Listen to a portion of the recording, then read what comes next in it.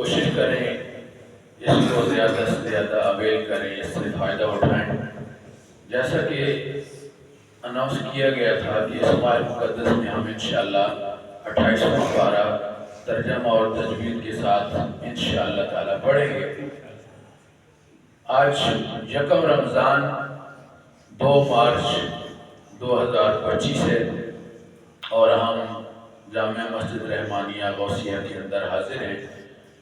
عربی کے اندر کسی بھی عبارت کا ترجمہ کرنے کے لیے جو علماء نے اصول لکھا ہے اس کے 3 پوائنٹ ہیں۔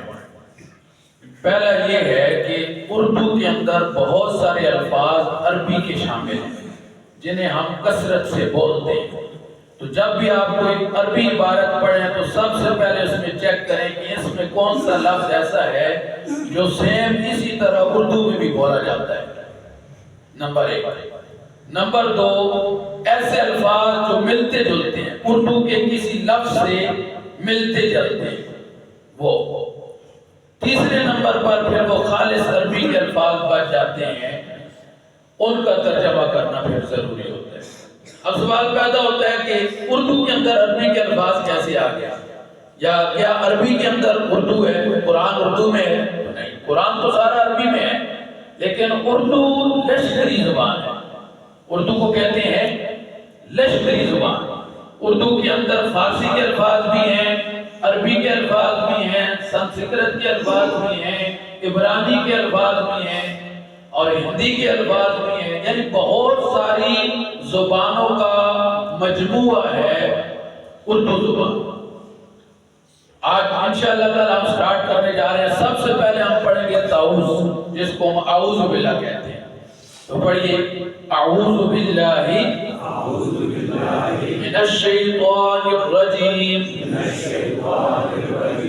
اعوذ، میں پناہ مانگتا ہوں، اعوذ، میں پناہ مانگتا ہوں، بے ساتھ اللہ، اللہ۔ اب یہ جو لفظ اللہ ہم نے پڑھا ہے یہ اردو میں ہم استعمال کرتے ہیں۔ من سے، من سے، الشیطان، شیطان، الرجیم، مردود۔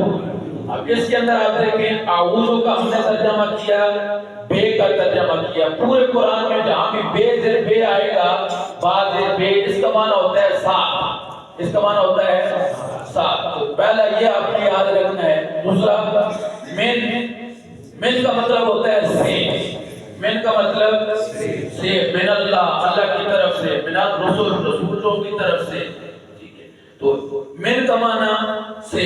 شیطان اردو میں ہم یہ لفظ اس طرح استعمال کرتے ہیں، رجیم، جس کو رجم کیا گیا ہو، مارا گیا ہو، مردود، ڈٹ کیا ہو۔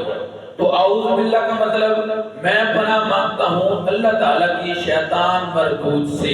پھر ایک دفعہ اس کو ریپیٹ کریں، میں عربی بولوں گا، آپ نے اب اس کا اردو ترجمہ بولنا ہے۔ اعوذ، اعوذ، میں پناہ مانگتا ہوں، بے اللہ، من الشیطان الرجیم، مردود۔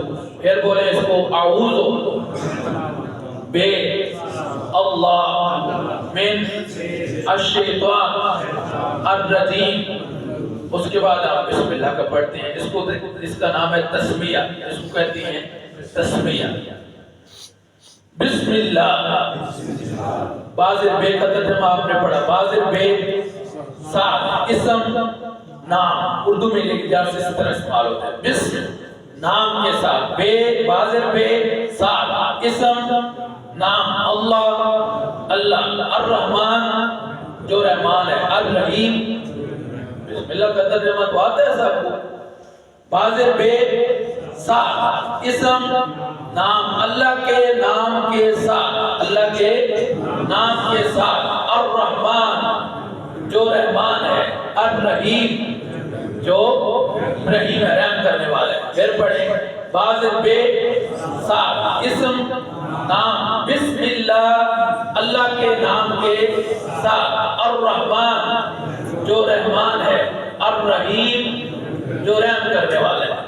تو بسم اللہ کا ترجمہ ہو گیا اللہ کے نام کے ساتھ شروع کرتا ہوں جو بہت مہربان اور انتہائی رحم کرنے والا ہے۔ اب ہم سٹارٹ کرتے ہیں سورہ صف۔